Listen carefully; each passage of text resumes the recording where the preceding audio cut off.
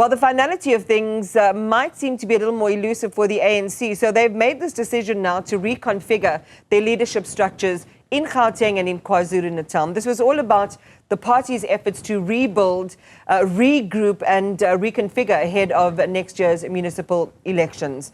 So this week, the party appointed experienced ANC veterans to lead interim structures in both provinces.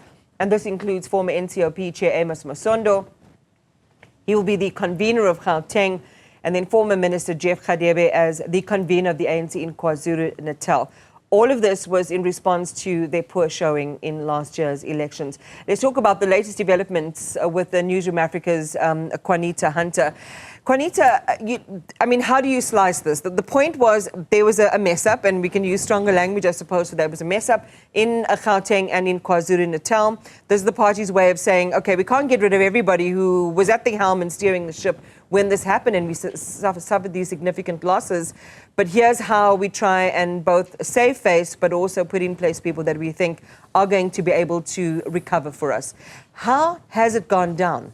I think the most important thing now is provincial structures are kind of bewildered over what it would mean for them and for their individual positions. Because is this an augmentation team? Is this the team that assists the current leadership? Or is it we're removing the existing structures before and replacing it with this new structures? And it obviously is the latter. But ANC Secretary General Fikile Mbalula has explained this decision yesterday and has now committed publicly to go on a roadshow to Gauteng and KwaZulu-Natal to explain what this rebuilding will look like. Remember, there's a mandate now of these elders that have been brought in and these previous leaders that have been brought into the two structures. One, rebuild party structures, and two, let's start getting the ground ready for the municipal elections. So two very important tasks. Yeah, but they'll also have to synthesize the message, because part of this is also about confidence building.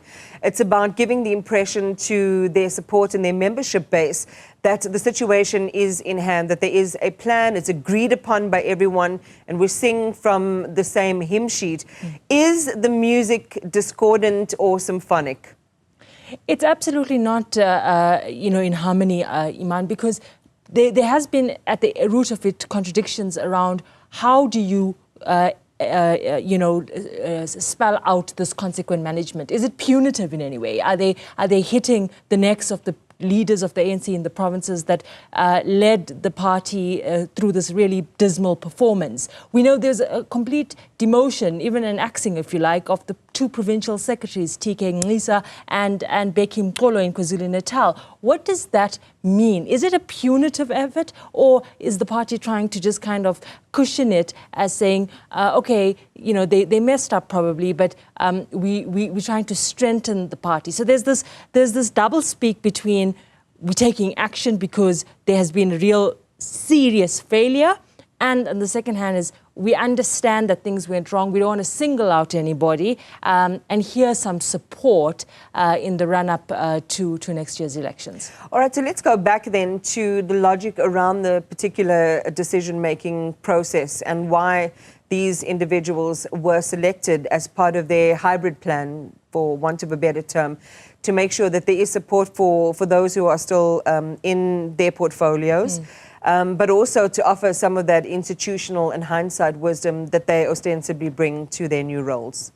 Yeah, I think that the ANC firstly needed to put in people who are not ambitious in themselves for positions in the provinces. That has been a serious problem for the ANC in the past, where they would put interim leaders in place who are ambitious to kind of take over. And so these are seen to be respected elderly ANC leaders who have no ambition for provincial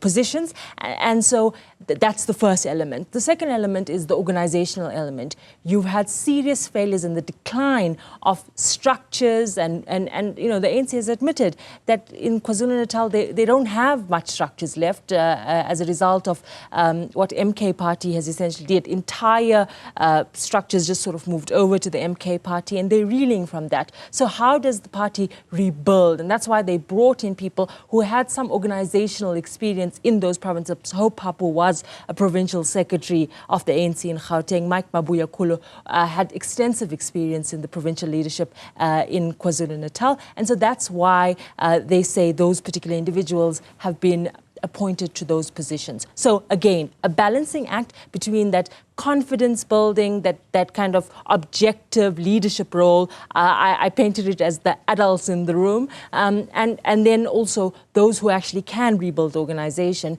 because it's not going to be an exercise in, public rallies and an exercise. It's not a front-facing thing. This is about strategic planning, as the ANC statement said now. They have to come together and say, how do they rebuild their structures? They need to get regional conferences done. They need to get these provincial conferences completed in the next 9 months. But at the same time, you're going to see some push and pull about how constitutional is this intervention. Yeah. Yeah. And I wonder if that is an issue that might come back to haunt them in their haste to do this, to do that triage that they needed to do from a leadership structure perspective, whether there's going to be a headache that's looming for them later on the road. And in responding to that, Qaanitah, let's talk about also, this is in the aftermath of May 29, given the competition from other parties like MKP. What lost the election for the ANC is worth revisiting as well in this moment. What are they doing fundamentally to not repeat those mistakes, even before we went into the competition from the other parties? Yeah, I mean, the ANC itself attributes a lot of its electoral decline to internal dynamics and this, inward-looking trend, especially in KwaZulu-Natal, where it became about factionalism. In the run-up to the elections, you saw the Premier of KwaZulu-Natal and the ANC provincial chairperson at loggerheads constantly. And so what the party is trying to do now is to say, the worst has happened.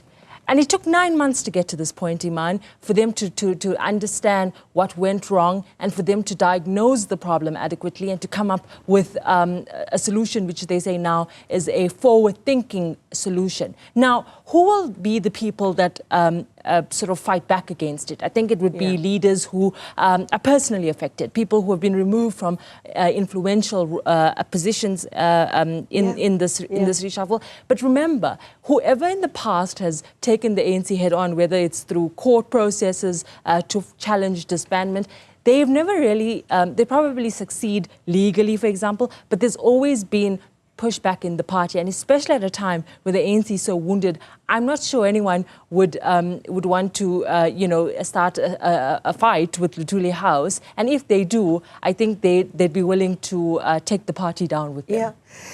And these, as you say, the pre-existing, baked-in existential threats that they have, and I guess for those who are still nostalgic or even still really invested in the future of the ANC, is just get rid of the leadership issues, start delivering and keeping your party promises, and the rest will sort itself out. Qaanitah Hunter, thank you very much for that analysis.